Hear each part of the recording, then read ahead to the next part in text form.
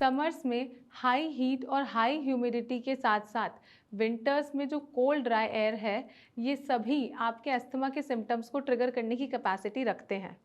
अगर आप वेदर की एक्सट्रीम कंडीशंस को अवॉइड करते हैं, अपना एक्सपोजर को मिनिमाइज करते हैं, तो आप अस्थमा के सिम्टम्स को ट्रिगर होने से प्रिवेंट कर सकते हैं। नमस्कार दोस्तों, मैं डॉक्टर प्रियंका सिंह स्वागत करती हूँ आप सभी का। इस वीडियो के द्वारा हम बात करेंगे कि हर एक वेदर चेंज में या किसी भी वेदर के एक्सट्रीम में आपके बॉडी के अंदर अस्थमा के सिम्टम्स कैसे ट्रिगर हो सकते हैं।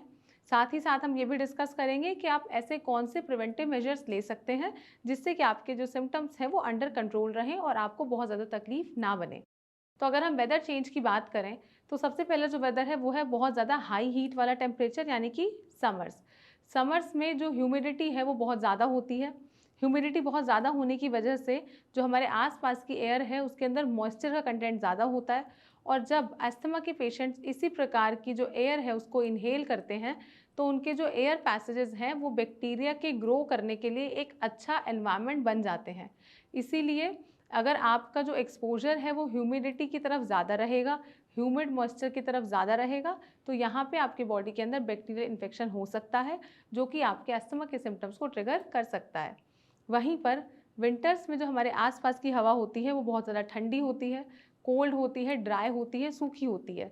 तो इस प्रकार से जब भी सूखी हवा आपके एयरवेज में जाएंगी, ब्रोंक्यूल्स में जाएंगी, तो यहाँ पर ये एक इरिटेंट का काम कर सकती हैं, और ये कोल्ड ड्राई एयर आपके अस्थमा के सिम्टम्स को ट्रिगर कर सकता है। आपको जो कफ है वो बढ़ सकता है, डिस्निया जो है वो भी बढ़ सकता है। इसी के साथ साथ अगर थंडर स्टॉर्म की हम बात करें, यानी कि हम तूफ़ान की बात करें, तो जब भी आंधी और तूफ़ान चलती है तो आसपास के एरिया की जो धूल मिट्टी है, साथ ही साथ जो पॉलन है वो हवा में बहुत ज़्यादा मात्रा में मिश्रित हो जाते हैं, और फिर जब आप इनहेल करते हैं, सांस लेते हैं, तो डस्ट और डर्ट के साथ साथ बहुत ज़्यादा पॉलन भी आप इनहेल करते हैं, और जिन पेशेंट्स को पॉलन से एलर्जी होता है उन पेशेंट के अस्थमा के सिम्टम्स बहुत ज़्यादा बढ़ जाते हैं। और लास्ट में अगर कोई भी पेशेंट जिसको अस्थमा है, अगर कभी भी उनके आसपास के एनवायरनमेंट में वेदर चेंज होगा, स्पेशली अगर सडन वेदर चेंज होगा, तो यहाँ पे उनके सिम्टम्स बढ़ने की संभावना बहुत ज़्यादा बढ़ जाती है। अब अगर हम बात करें कि हम कैसे अपने अस्थमा के सिम्टम्स को ट्रिगर होने से प्रिवेंट कर सकते हैं, तो यहाँ पे आप कुछ चीज़ों का ध्यान रख सकते हैं। सबसे पहला ये है कि आप किसी एप्लीकेशन के थ्रू ये चेक कर सकते हैं कि आपके एरिया का जो AQI है, एयर क्वालिटी इंडेक्स है, वो कैसा है। कभी भी अगर आपको कुछ प्लान करना है, घर से बाहर निकलना है, तो AQI जो है वो ज़रूर चेक करें। इसके साथ ही अगर आप नोट कर रहे हैं कि जो AQI है वो बहुत ज़्यादा ख़राब है, वर्स है, तो यहाँ पर आप बाहर जाना अवॉइड करें। फिर भी अगर ऐसा लगता है कि बाहर जाना बहुत ही इंपॉर्टेंट है, उसको आप इग्नोर नहीं कर सकते, तो बाहर निकलते समय मास्क का इस्तेमाल करें, अपना जो नोज़ है, अपना जो माउथ है उसको कवर रखें। साथ ही साथ अगर आप वर्कआउट करते हैं या वॉक करते हैं, रनिंग करते हैं, जॉगिंग करते हैं, तो आप इस प्रकार के मौसम में जबकि ह्यूमिडिटी ज़्यादा है या ठंडी हवा ज़्यादा है, तो आउटडोर एक्सरसाइजेज अवॉइड करते हुए आप घर के अंदर ही, इंडोर ही एक्सरसाइजेज करेंगे तो ज़्यादा बेटर रहेगा।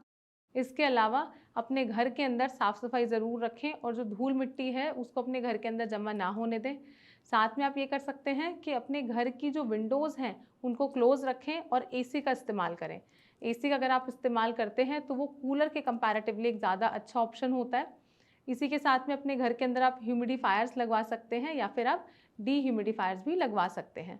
इन सब प्रिकॉशंस को अगर आप फॉलो करते हुए चलते हैं तो आप वेदर की एक्सट्रीम कंडीशंस में भी, या फिर जब वेदर चेंज हो रहा है तो उस कंडीशन में भी अपने अस्थमा के सिम्टम्स को प्रिवेंट कर सकते हैं, बहुत ज़्यादा बढ़ने से रोक सकते हैं। अगर आपको अस्थमा से संबंधित और कोई जानकारी चाहिए, या आपको कोई भी क्वेरी है जिसका जवाब आपको नहीं मिल रहा है, तो आप हमारी टीम से संपर्क कर सकते हैं। नीचे दिए गए नंबर पर भी कॉन्टैक्ट कर सकते हैं, या फिर आप कमेंट बॉक्स में अपना नंबर ड्रॉप कर सकते हैं और हमारी टीम सामने से आपसे संपर्क करेगी, और हम पूरी कोशिश करेंगे कि अस्थमा से रिलेटेड आपके सभी क्वेरीज को रिजॉल्व कर पाएँ। जल्द मिलते हैं अपनी नेक्स्ट वीडियो में, तब तक के लिए स्टे सेफ, स्टे हेल्दी।